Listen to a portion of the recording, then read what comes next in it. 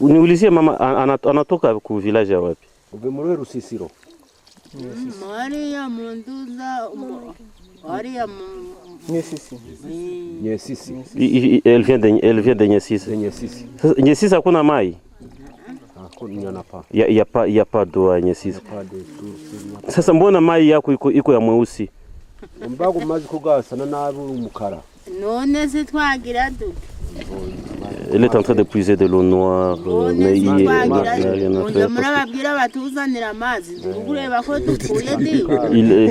Elle est en train de demander tout le temps qu'on leur ramène de l'eau, mais il n'y a toujours pas. Comment faire alors? Ça, maman, il est mal en jota kunywa. Oui. Elle va utiliser ça pour boire, pour la nourriture, tout ça. Donc, elle n'a que ça. Elle demande aux autres. Comment elle s'étonne que nous, on pose la question de savoir est-ce que c'est de l'eau qu'elles vont boire. Et ils demandent, nous on pense qu'ils boivent quoi si c'est pas ça.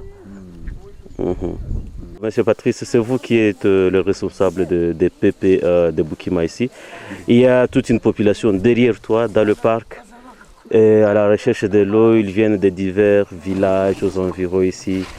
Ils sont ici dans le petit marais, là où boivent les bifles, les éléphants. Qu'est-ce que vous pensez par rapport à ces problèmes d'eau? Je vous dire, c'est que les partenaires viennent ici pour voir les conséquences que nous avons. Alors, si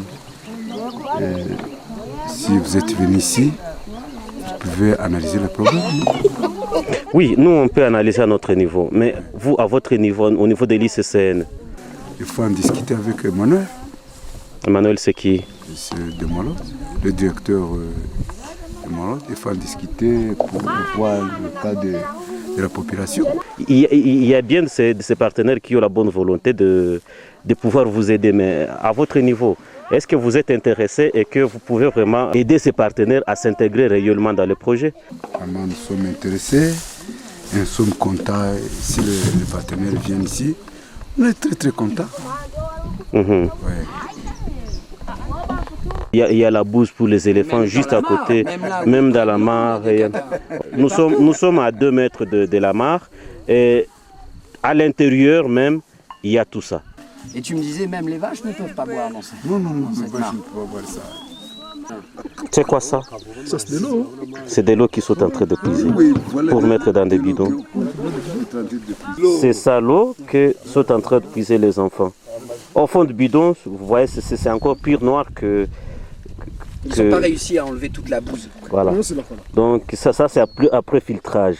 Et ils vont prendre ça d'une manière brute. Il n'y a pas de chlore, il n'y a rien à mettre dedans. Et ils vont s'en servir pour boire et puis la nourriture. Ouais. Ils ont la gale dans tous les villages. Dans tous les villages, tous les enfants ont la gale. Moi, ce qui m'agace, c'est le nombre d'enfants sur la mare. Au lieu d'aller à l'école, ils viennent d'abord chercher l'eau. Et peut-être qu'ils vont arriver à leur village après 10 heures, quand l'école sera déjà finie. Donc c'est des enfants aussi qui ratent l'école, non seulement parce qu'ils manquent de frais, mais aussi à la recherche de l'eau. Il faut qu'ils fassent combien de temps pour maintenant avoir un bidon de 20 litres? Donc c'est pas un travail vraiment de... Suite à multiples problèmes que nous vivons maintenant, problème de la déprédation, problème de l'eau ici dans le secteur Mikeno, on a besoin des actions concrètes.